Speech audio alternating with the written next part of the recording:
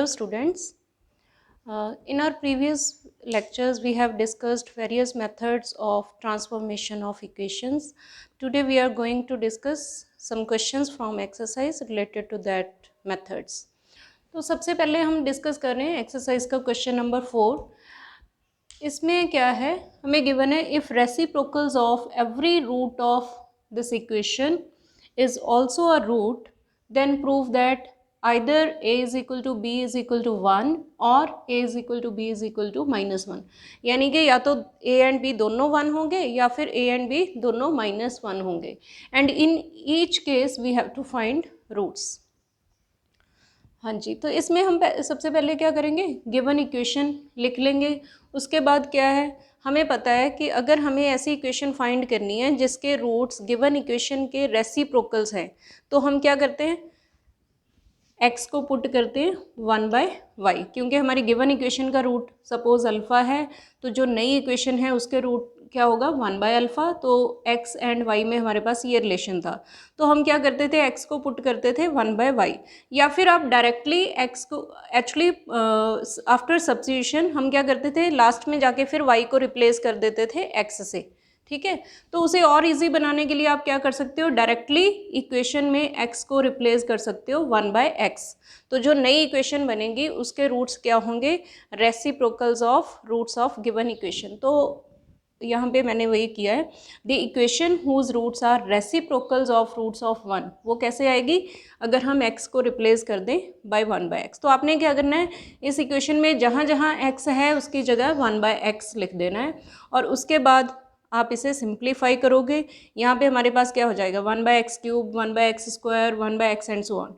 तो x की जितनी मतलब हाईएस्ट पावर है जो डिनोमिनेटर में, उसके साथ आप मल्टीप्लाई कर दोगे. इसे हम मल्टीप्लाई करेंगे विद x³. तो मल्टीप्लाई करने के बाद हमारे पास सिंप्लीफाई करके ये इक्वेशन बन जाएगी, bx³ plus ax² plus ax plus 1 is equal to 0. तो इस इक्वेशन के रूट्स क्या हैं, reciprocal of roots of equation number 1. लेकिन हमें क्या दिया हुआ है, reciprocals of every root is again root of the equation. It means equation number 2 और इक्वेशन नंबर 1 के रूट्स क्या हो गए फिर सेम. अगर 1 एंड 2 के रूट्स सेम हैं तो डेफिनेटली इनके जो कोफिशिएंट्स होंगे वो कंपेरेबल होंगे, उनकी रेशो सेम होगी. तो हम क्या करेंगे, इनके कोफिशिएंट्स कंपेयर करके लिख देंगे. यहाँ पे x³ का कोफिशिएंट क्या है 1, यहाँ पे b, यहाँ पे 1, यहाँ पे, तो इन्हें कंपेयर करके हमारे पास क्या आ जाएगा, 1/b is equal to 1/a, a/1 equal to b/1. तो इसे आप सिंप्लीफाई करोगे तो आपके पास क्या आ जाएगा, अगर हम इन दोनों को कंसिडर करें तो हमारे पास क्रॉस मल्टीप्लाई करने पे क्या आ गया, a² is equal to 1. And from first and second यहाँ से हमारे पास क्या आ जाएगा, a is equal to b. तो हमारे पास क्या रिलेशन आ गया, a² is equal to 1 and a is equal to b. तो a² इज इक्वल टू 1, यहाँ से a की पॉसिबल वैल्यूज़ क्या आएंगी, +-1. And b is always equal to a, it means b की भी वैल्यूज़ क्या आ जाएंगी, +-1. इट मीन्स हमारे पास क्या है, either a is equal to b is equal to 1 और a is equal to b is equal to -1. ठीक है, या तो दोनों की वैल्यू 1 होगी या फिर दोनों की वैल्यू -1 होगी. अब इसके बाद हमें क्या करना है, रूट्स फाइंड करने in each case. Case 1, if a is equal to b is equal to 1, then 1 becomes, यहाँ पे आप a और b को 1 पुट कर दोगे तो हमारी इक्वेशन नंबर 1 ये बन जाएगी. अब इसे हम थोड़ा सिंप्लीफाई करेंगे. फर्स्ट एंड सेकेंड टर्म में से x² कॉमन ले लेंगे and then taking x+1 common, it can be written as x+1 into x² plus 1 is equal to 0, which implies either x+1 is 0 or x² plus 1 is 0, which implies x is equal to -1 और x is equal to ±y. ठीक है, यहाँ से आपकी value x is equal to -1 आ जाएगी और यहाँ के से क्या आएगा, x² is equal to -1. so taking square root you will get x is equal to +-y. तो फर्स्ट केस में हमारे पास क्या रूट्स आ गए, -1, +y एंड -y, ये 3 रूट्स आ गए. Now case 2, if a is equal to b is equal to -1. अगर a एंड b दोनों -1 है तो हमारे पास इक्वेशन नंबर 1 में जब हम पुट करेंगे तो हमारे पास इक्वेशन नंबर 1 ये बन जाएगी.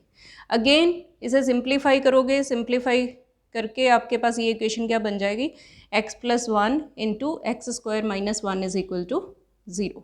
ठीक है, अगेन यहाँ से हमारे पास क्या पॉसिबिलिटीज़ आ गई, आइदर x प्लस 1 इज 0 और x square minus 1 is equal to 0।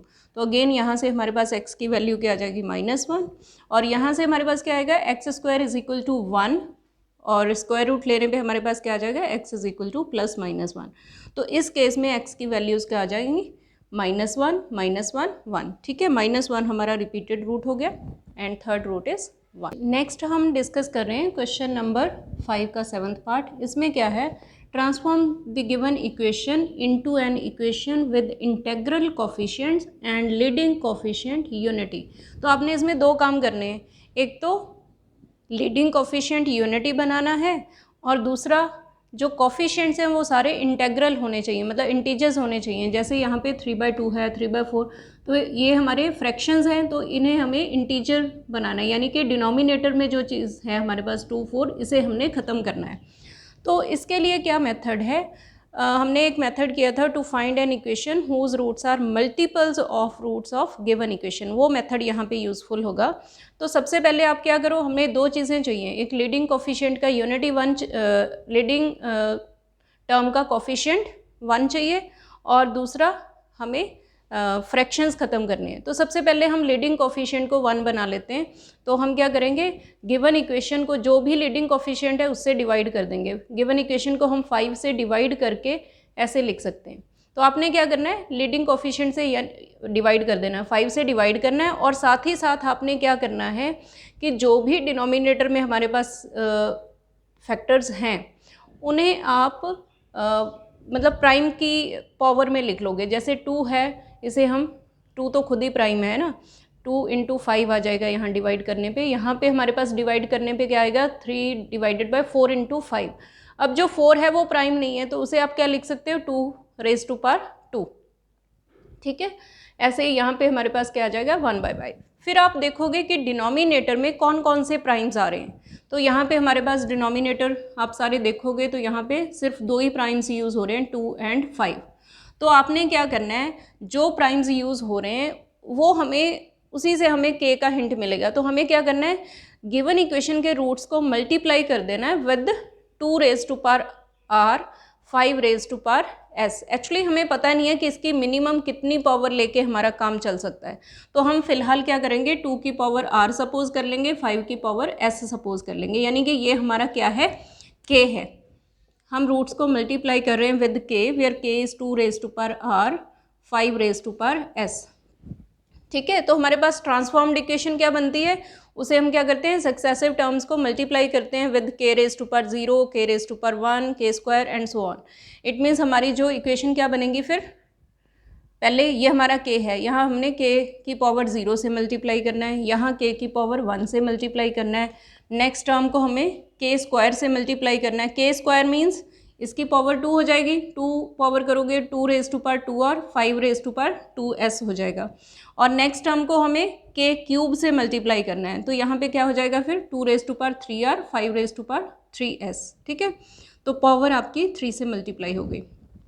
उसके बाद आपने ऑब्जर्व करना है कि हमें r एंड s की मिनिमम वैल्यू क्या चाहिए, कम से कम कितनी वैल्यू लेके हमारा काम चल सकता है। तो आप ये देखो, आपने वो वाला फ्रैक्शन देखना, वो वाला डिनोमिनेटर चेक करना है जिसमें 2 और 5 की हाईएस्ट पावर है। ठीक है, तो यहाँ पे देखो डिनोमिनेटर में 5 की हाईएस्ट पावर तो 1 ही है, 2 की हाईएस्ट पावर क्या है, 2, वो इस टर्म में है। तो इस टर्म में देखो कि r को हम क्या लें कि हमारी ये फ्रैक्शन जो है, मतलब डिनोमिनेटर वाली टर्म कैंसिल हो जाए। तो यहाँ पे आप देखोगे अगर मैं r को 1 ले लूँ, इवन देन यहाँ 2 की पावर 2 हो गई, यहाँ भी 2 की पावर 2 है, तो हमारा ये कैंसिल हो जाएगा। सपोज यहाँ पे 2 की पावर 3 होती तो क्या होना था, 1 लेने से हमारा काम नहीं चलना था, क्योंकि यहाँ पे 2 की पावर 3, सपोज यहाँ पे 2 की power 2, it means in that case हमें r की वैल्यू क्या लेनी पड़ती, 2। ठीक है, तो ये आपने खुद चेक करना है कि हमें r एंड s की minimum value, minimum possible value लेनी है आपने। अदरवाइज अगर आप ज़्यादा ले लोगे तो कोई गलत नहीं है, आपका आंसर फिर भी आ जाएगा। ठीक है, लेकिन बेटर ऑप्शन क्या है कि आप मिनिमम वैल्यू चूज़ करो r एंड s की, जिससे हमारा जो है फ्रैक्शंस ख़त्म हो सके। तो in this case we are taking r is equal to s is equal to 1, दोनों को 1 लेके हमारा काम हो रहा है। तो जब आप पुट करोगे r equal to s equal to 1, तो यहाँ पे तो देखो पावर 0 है तो इसने तो 1 हो जाना है, ये टर्म एज इट इज़ रह जाएगी। यहाँ पे आपने आर को 1 यूज़ किया, एस को 1 यूज़ किया, तो ये क्या बना 2 इंटू 5, और डिनोमिनेटर में भी 2 इंटू 5 है, तो ये हमारा कैंसिल आउट हो जाएगा। एंड सिमिलरली यहाँ पे आर को 1 एस को 1 पुट करोगे तो ये क्या हो गया 2 रेज टू पावर 2, और यहाँ पे भी 2 रेज टू पावर 2 है, ये कैंसिल हो जाएगा। लेकिन यहाँ 5 रेज टू पावर 2 है और यहाँ 5 है, तो 5 की पावर एक कैंसिल हो जाएगी, यहाँ 5 बच जाएगा, ठीक है। और यहाँ पे 2 raise to power 3, 5 raise to power 3, 2 raise to power 3 तो कैंसिल नहीं होगा, ठीक है, वो 2 रेज टू पावर 3 हमारा क्या बन गया 8, एंड 5 रेज टू पावर 3, तो एक पावर इसकी कैंसिल हो जाएगी, तो यहाँ 5 की पावर क्या बचेगी 2, 5 स्क्वायर क्या हो गया 25, 8 इंटू 25 वो हमारा क्या हो जाएगा 200। तो इसे सिंप्लीफाई करके हमारी इक्वेशन क्या बन गई x cube minus 3x square, and then यहाँ पे क्या बचा था हमारे पास 5 इंटू 3 15x, प्लस यहाँ पे हमारे पास क्या बचा 8 into 25 that is 200, and it is the required equation. अब आप देख सकते हो इसमें लीडिंग कोफिशिएंट हमारा यूनिटी है और कोई भी फ्रैक्शनल टर्म नहीं है, सारे कोफिशिएंट्स क्या है इंटीजर। हम डिस्कस करेंगे क्वेश्चन नंबर 7। इसमें क्या है हमें दिया हुआ है roots of this equation are in harmonic progression, then show that mean root is 3b, ठीक है। तो हमें पता है कि अगर रूट्स हार्मोनिक प्रोग्रेशन में हैं, सपोज अल्फ़ा बीटा गामा इसके रूट्स हैं, अगर वो हार्मोनिक प्रोग्रेशन में हैं तो उनका क्या रिलेशन होगा 1 by alpha plus 1 by beta is equal to 2 by gamma. अब अगर मैं ऐसी इक्वेशन फाइंड कर लूँ जिसके रूट्स क्या हैं इसके रेसिप्रोकल, यानी कि उसके रूट्स क्या होंगे 1 by alpha 1 by beta and 1 by gamma. Suppose मैं 1 बाय अल्फ़ा को अल्फ़ा डैश से डिनोट कर देती हूँ, 1 बाय बीटा को बीटा डैश से, और 1 बाय गामा को गामा डैश से। तो alpha dash beta dash gamma dash में क्या रिलेशन हो गया, गामा डैश क्या हो गया mid point of alpha dash and beta dash. It means alpha dash beta dash gamma dash क्या होंगे अर्थमेटिक प्रोग्रेशन में। इसका मतलब किसी भी इक्वेशन के रूट्स अगर हार्मोनिक प्रोग्रेशन में हैं तो नई इक्वेशन अगर हम बना लें जिसके रूट्स गिवन इक्वेशन के रूट्स के रेसिप्रोकल हों तो उसके रूट्स क्या होंगे अर्थमेटिक प्रोग्रेशन में। तो हम क्या करेंगे, सबसे पहले हम इक्वेशन फाइंड कर लेंगे whose roots are reciprocal of roots of given equation. तो उसके लिए हमने क्या किया, गिवन इक्वेशन में x को रिप्लेस कर दिया विद 1 बाय एक्स। तो ये हमारी नई इक्वेशन होगी, इसे सिंप्लीफाई करके हमारे पास ये इक्वेशन आ जाएगी b x cube minus b x square plus a x minus 1 is equal to 0। ये हमारी ट्रांसफॉर्म्ड इक्वेशन है। अब ये जो इक्वेशन है इसके रूट्स क्या होंगे अर्थमेटिक प्रोग्रेशन में, तो इसके रूट्स हम सपोज कर लेते हैं alpha minus d, alpha and alpha plus d. Then sum of roots, sum of roots हमारे पास क्या होता है minus a1 bye A not, और इस इक्वेशन में हमारा a1 क्या है -1 है, a0 हमारा क्या है b, ठीक है। तो हमारे पास क्या हो जाएगा सम ऑफ रूट्स क्या आ जाएगा minus of -1 divided by b that is 1 by b। तो इसे आप सिंप्लीफाई करोगे तो यहाँ से हमारे पास क्या बन गया 3 alpha is equal to 1 by b। It means alpha की वैल्यू क्या आ गई 1 बाय 3b। तो अल्फ़ा किस इक्वेशन का रूट था सेकंड इक्वेशन का, और अल्फ़ा क्या है हमारे यहाँ पे मीन रूट आ गया क्योंकि हमने यहाँ पे मिड वाला रूट जो हमने अल्फ़ा लिया था, तो अल्फ़ा इन दोनों का मीन है, ठीक है। तो यहाँ पे सेकंड इक्वेशन का जो मीन रूट है हमारा क्या आ गया 1 बाय 3b। लेकिन इक्वेशन नंबर 1 के रूट्स क्या हैं इसके reciprocal. It means equation number 1 का मीन रूट क्या होगा इसका रेसिप्रोकल यानी कि 3b, which is the required result. Okay, I hope you must have understood these questions.